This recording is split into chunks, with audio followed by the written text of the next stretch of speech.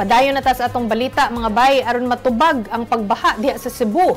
Gilusad ni Presidente Bongbong Marcos kauban ang multi-sectoral initiative nga gitawag og Oplan kontra Baha. Istoryahan nato ni kauban si Dale Israel gikan sa One News Cebu. Dale, good evening. Unsa man ning Oplan kontra Baha kuno?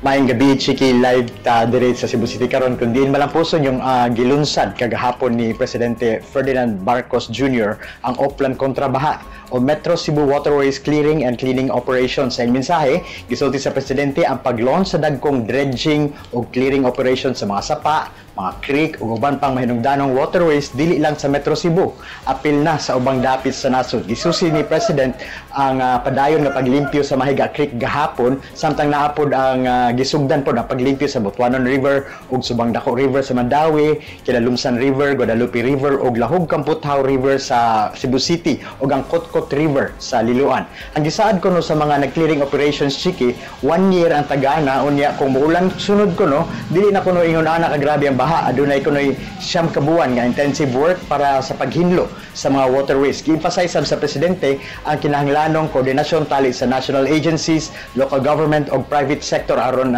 malambo ang programa. Una niyang gilunsad ang inisyatiba sa Metro Manila niadtong November 12 ug karon gipatuman na sab diri sa Metro Cebu. Ang Oplan kontra Baha, Chiki, musugod November 2024 hangtod August 2026. May 212 ka kilometro ang mga drainage system sa tibok Metro Cebu ang apilon og limpyo. Ang mag-lead sa pag-clearing ang DPWH o tabang sab ang DOH, PCSO, PAGCOR, Marina, AFP reservist ug ang provincial government sa Cebu. Dako sad ang suporta sa mga private partners sama sa San Miguel Corporation, Metro Pacific, Prime Infra, Ayala Group, Aboitiz Group ug SM. Gani naapod gahapon ang San Miguel CEO nga si Ramon Ang nakauban sa Presidente. Sa pagtanaw ni Marcos sa Mahiga Creek kagahapon, Chiki, gi-point out niya nga grabe ang siltation ug basura nga dugay na kayong nakabara sa Subang Dako Mahiga River System nga mga galamay ni sa Butuanon River. Partisan sa Oplan kontra Baha, doon na po sila himuon nga mga dam sa posibleng lokasyon para sa Sabu Dams, ang Mananga River, Butuanon River o Kotkot River. Ang Sabu Dams gamit na sa Japan mao'y epektibo sa pagkontrol sa dagan sa tubig o pagsalo sa lapok nga makalikhay sa kalit nga pagbaha. Matod sa DPWH nga kinahanglan una ang masusi nga scientific o engineering studies para aning mga Sabu Dams, apil na ang posibleng budget issues.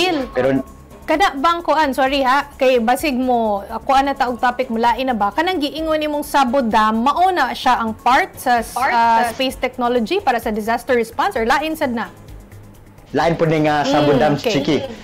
Tukod sila mga dam dito sa mga bukid-bukid diri sa Cebu para mo kontra sa baha aron dili diretso ang tubig muungot pa ang tubig ngadto sa mga dams nga giingon nila mo ni technology gikan sa Japan.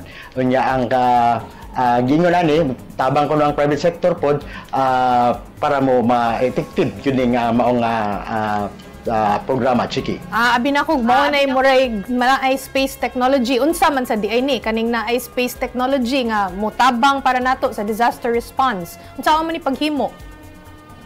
Niatin po na gahapon si President Marcos, Chiki, sa 31st Asia Pacific Regional Space Agency Forum giheld dito sa Shangri-La Mactan Island Resort kung din ana ang 40 ka mga nasod sa Asia Pacific aron magtuki nining advancement sa space technology. Matod sa Presidente, dako ang tabang sa space technology sa disaster preparedness o weather forecasting. Pinagi sa satellite imagery nga makatabang gid kuno sa pag-andam sa mga lugar kung asa paingon ang bagyo o ang mga kalamidad. Kining satellite imagery, God, Chiki, mahimong basihan sa mga pagtudlo kung asa dapit ang mga lugar nga posible adunay baha o asa ang lugar nga dako ang expected damage kung adunay kalamidad. Apil pud niini ang weather forecasting gamit ang mga satellites nga importante kaayo aron makapangandam tang tanan kung asa moigo ang bagyo. Gani ningon si President Marcos nga dili na lang para sa mga scientists ang space agencies ang kung dili importante na pud kuno sa mga residente labi na sa mga pagpangandam kung adunay kalamidad. Chiki. Unya, last na lang yun ha, kay nagkadaghan kuno ang leptospirosis cases sa Cebu. Unsa may action sa mga LGUs dinha sa Cebu?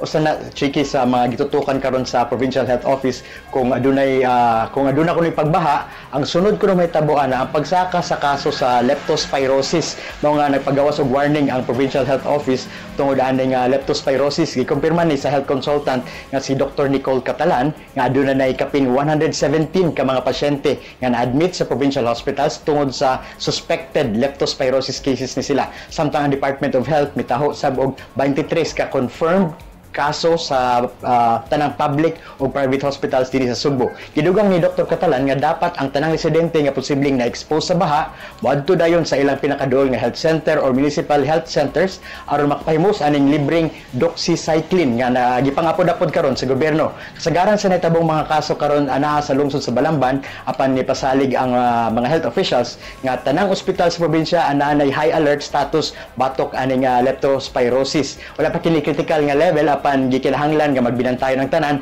labi na sa mga lugar nga nabahaan. Usbo nato ang libre makuha ang tambal sa leptospirosis. Balik sa mo, Chiki. Okay, mao ginay keyword kanang libre. Daghan kayong salamat kanimo og happy weekend, Dale Israel.